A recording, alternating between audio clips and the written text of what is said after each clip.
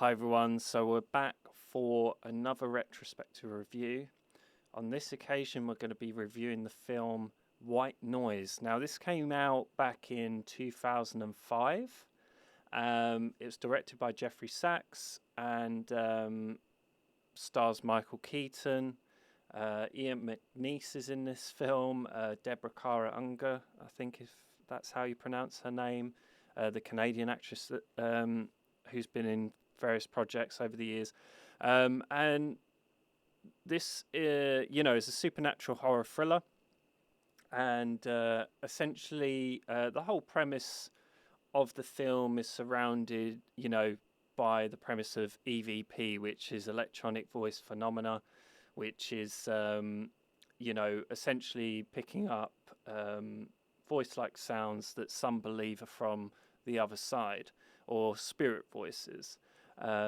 And they're found on, electronic audio recordings, or at least in this film, there's also a visual aspect to it as well. So the title of the film is related to that phenomena.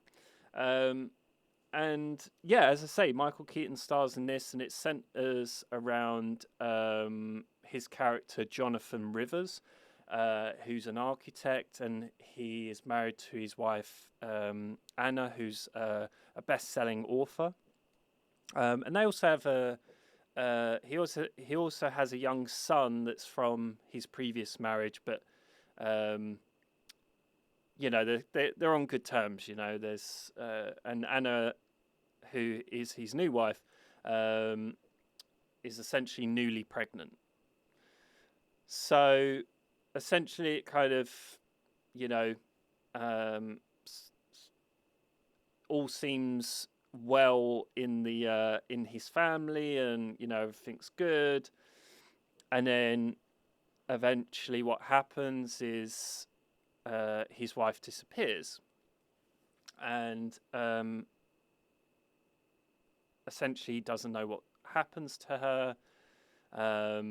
And then eventually he finds out that she is essentially passed away, but he doesn't know the details of how that's happened. And then essentially within his grief, he's contacted by a man called Raymond Price, who is whose son has died. And Raymond Price is played by the actor Ian McNeice, great actor.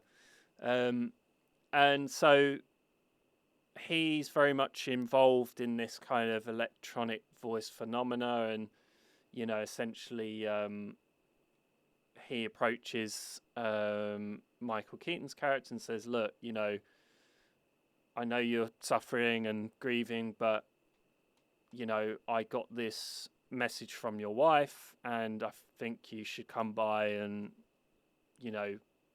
essentially listen and then potentially make progress. So that's how it all starts. And essentially there is a subplot in this film that's to do with actually what's good about this is that they never reveal truly what they are, whether they're dark spirits, whether they're interdimensional beings, whether they're they never really tell you. We just assume they're like protectors, or they could be dark spirits. There's essentially these kind of three dark figures, and there's like this subplot essentially to do with a serial killer, essentially. And the kind of the other side is trying to warn him about that, as well as his wife, and who he's in contact with on the other side through this phenomena. But he becomes kind of obsessed with it, and people warn him not to meddle with it, and essentially it kind of goes from there. But then there's these like mysterious dark figures that you kind of think, are these like figures there to protect people on the other side, or are they something else? And I think that's one of the strengths of this film. It doesn't tell you exactly what they are, and right, essentially, even after the film's ended, you know what I mean? It's kind of like you never get any form of like special reveal about that. It's kind of like it's kind of left to the audience, which I'm all for. Like, I think not everything needs to be explained in a film, so leave it to the audience to kind of think or make up their mind. Well, what could these things be? This film was a big hit when it came out. I remember going to see it at the time, because at the time, these sort of early to mid 2000s, like cinema was really cheap, to be honest. Like, and there used to be an offer for that was when Orange was a telecommunications network in the UK. They offered Orange Wednesdays, which was like 2-for-1 tickets to the cinema. So I was always frequent in the cinema. This was one of the films that I went to see, and this was a big hit. I believe it had a $10 million budget, and it ended up earning like $91 million or something. So it ended up being a surprise hit, because I don't think really that the studios expected this to be anything. They kind of sort of like dumped it off, and it ended up being, because this film wasn't very well reviewed at the time. It was actually very much kind of like buried by reviewers. Personally, I feel like this film was very unfairly reviewed. It seems to me that maybe there was more to that. Maybe there was a little bit of an agenda there. I don't know. But it feels to me that, you could go and see, I think this has like a 7% rating on Rotten Tomatoes or something. I'm talking about review ratings here, not viewers. And I think that's completely absurd. This film is really not bad at all. I think there's some good moments in this film. I think there's actually some really disturbing moments in this film. There'll be parts that will make people jump, but for me, I'm not easily scared. So when I watch horrors, like, there'll be certain things where that might make someone else jump that for me is it doesn't. But I feel like this film is more unsettling. Like, there's a real great use of sound design in this film when it comes to like the EVP stuff, and the way they blend that also into the visuals of the film. And there's some really good, like I say, great sound design that just makes you feel a bit unsettled, because there's these sort of entities that are kind of essentially unseen, that are kind of doing quite horrible things, So that's why I would say it leans more into the side of a thriller than horror, but there are horror elements, right? So yeah, this, like I say, this film was very unfairly reviewed, and I think it deserves a bit of a reappraisal. I think this film was actually is actually quite good. Don't get me wrong, like, if you was going to rate it, you're not going to rate it 5 stars, but I would say it deserves at least 3. I would say it's like a 3-star movie. It's kind of in the middle. But that's just obviously my opinion on it. But some people might find that the narrative is a bit too muddled. At times, there is quite a lot going on, but I don't feel like this film is that hard to follow. It's, something that was brought up when it was initially reviewed at the time was that it's a jumbled mess, and the narrative is very muddled, and there's certain things that aren't sort of tied up, like as in the narrative threads. I don't agree with that at all. I think, could the narrative be a bit more tidy? Yeah, but is it completely jumbled and, really hard to follow? No. not at all. I think this is a very easy to follow film, to be honest. And yes, it has little subplots, and there's characters that he meets along the way that are kind of have, um, you know, similar circumstances to himself. And